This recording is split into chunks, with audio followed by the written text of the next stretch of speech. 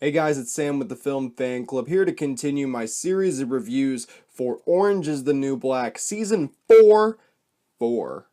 Um, and I'm gonna start off this is for episodes 4 through 6 of Season 4, by the way, for those of you keeping track at home. I'm doing it 3 episodes at a time. That might change later on, but for now I'm doing it 3 episodes at a time.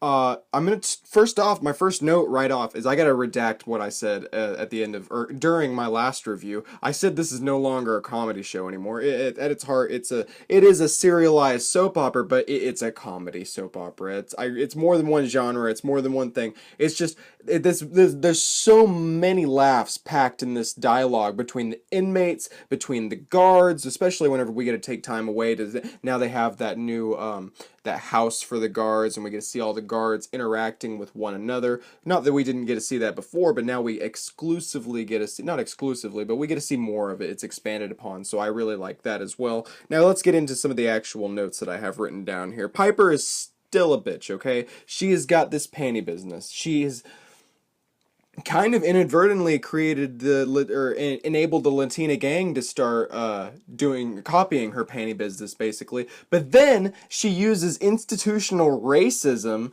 to her advantage to get that panty business hurt and taken out and take out the Latinas, and she's using that to her advantage. But then whenever the Latinas go and come back at Piper and say, you did this to me, you're gonna get it, you're in for a world of hurt. She's like, I had to protect my people. I'm like, what are you talking about, Piper? You're just being a bitch trying to control your criminal empire that you got in your little gang. So I don't know what you're going about trying to say, oh, I did it for my people, but really you're just using racism to your advantage. She continues to be one of the most unlikable characters on the show, and she's supposed to be the main character. I just don't understand why they want us to like Piper, because I don't. I don't like Piper, actually. I mentioned the growth of the Mexican gang in the prison. The Latinas are gaining power. There's definitely going to be something that's coming in the further episodes between Piper's panty business and then the new Latinas, now their panty business. And after a massive blow, Piper just won this most recent battle, but will she win the war? I don't know. We'll see. There's something going to be coming towards the end of the season, I feel like. Similar to V and the African American gang in the second season. What else? Lori Petty and the drone. This freaking drone and Lori Petty. She's starting to go around trying to dig up the dead body, but luckily everyone just kind of dismisses her as being crazy, so they never really investigate said body, even though there actually is a dead body out there buried in the gardens. But we do figure out what the drone is. The drone is because Judy King's there. Judy King's there, and they're taking pictures of it, which all kind of ties back in, which is kind of nice, because Tasty sees the pictures from the drone. She's in the office now. She's working for Caputo. Having Caputo interact with Tasty and having Tasty be in the office and kind of running shit is pretty fun, too. I like having her in that different, like I said in the previous review, it's all about putting these characters that we know and love in new positions that we can get some really good laughs out of. But it's really funny because now Tasty's trying to get some paparazzi pics of Judy King and sell them, so it's really interesting to see where that's going to go. I don't think they've really resolved or expanded too much on it yet. We're still in the first few episodes of the season. Judy King and Luschek have with Judy King got arranged for a girl that Luschek likes, I think, to be stationed back at the prison that they work, so they'll work at the same one together. And in return, I don't know if he's supposed to like do something naughty with her, or if she wants just him to spend time with her. But they definitely confused me as where they left it off. I mentioned Judy King Luth to Tasty in the office. That's really fun. Caputo, he's even got a little romance going on.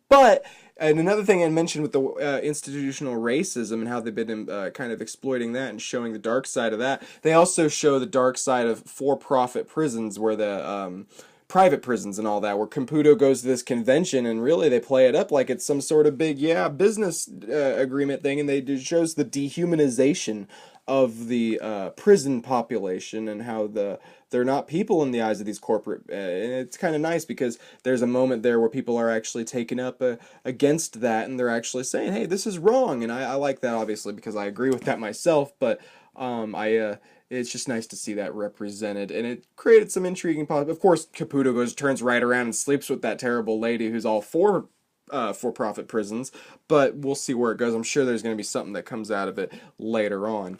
It's interesting that we haven't seen any of the former warden yet this season, but maybe we'll see a little bit of her later on. Nichols, the heroin addict, she's back. She is in. We keep going back to her in this other prison, and she's got Laverne Cox. Laverne Cox's character, I forgot her name, but she meets up with her in the segregated part of it, where she's cleaning up in the shoe and everything, and then she sees she's not doing so well, and they end us with a cliffhanger where it's like she goes to her cell and there's blood. She's got to clean up all the blood. What happened to Laverne Cox? Is she okay? I don't know.